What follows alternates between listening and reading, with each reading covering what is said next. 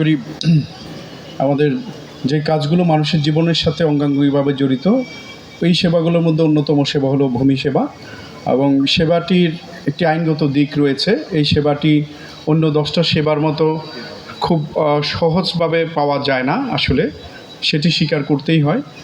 এরই পাশাপাশি অঙ্গীকার ব্যক্ত করতে হয় বা অঙ্গীকার ব্যক্ত করা হচ্ছে যে এই সেবাটি আরও সহজভাবে পৌঁছে দেওয়ার আমাদের আজকের দিনের অঙ্গীকার।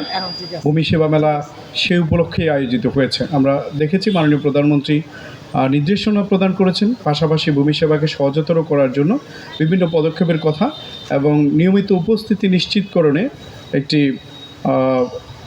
উন্নত প্রযুক্তি বেসড মনিটরিং সিস্টেম এখানে চালুর কথা আজকে মাননীয় প্রতিমন্ত্রী মহোদয় তার বক্তব্যে ব্যক্ত করেছেন।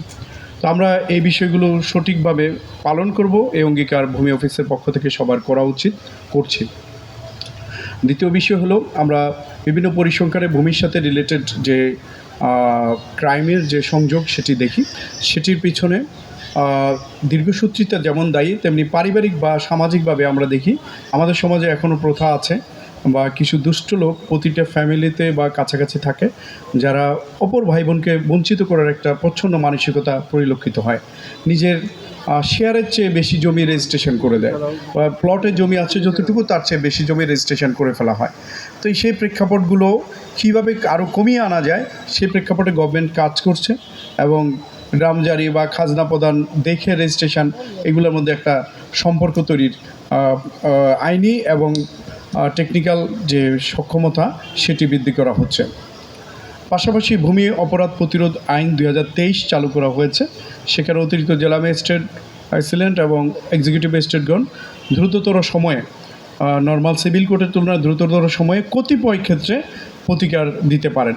কিন্তু সেই প্রতিকার দিতে গেলেও সেখানে যদি উচ্চতর আদালতে সেই আদেশটি চ্যালেঞ্জ হয়, সেখানে আইন শেষ হলেই তারপরে গিয়ে প্রতিকারটি আসে।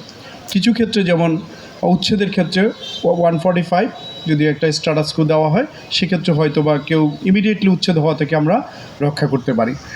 তারপরে আসে আমাদের রেকর্ড কিপিং এবং রেকর্ড মেনটেন্সের কথা। আপনারা জানেন land.gov.bd, এটাতে আপনারা সিএস, এসএ, আরএস, বিআরএস এবং বিএস, বর্তমানে বিডিএস বা বাংলাদেশ ডিজিটাল সার্ভে হচ্ছে, সেটির সব কিছু পাওয়া না গেলেও বিআরএস পর্যন্ত আমরা মোটামুটি খতিয়ানগুলো সেখানে দেখতে পাচ্ছি।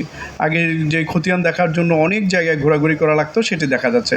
প্লাস হচ্ছে বারবার বলা হচ্ছে যে একটি আইডি খোলার মাধ্যমে আপনি নামজারি সহ সকল ধরনের সেবা আপনার অনলাইনে একটি ডিজিটাল আইডি খোলার মাধ্যমে সেটি পাচ্ছেন।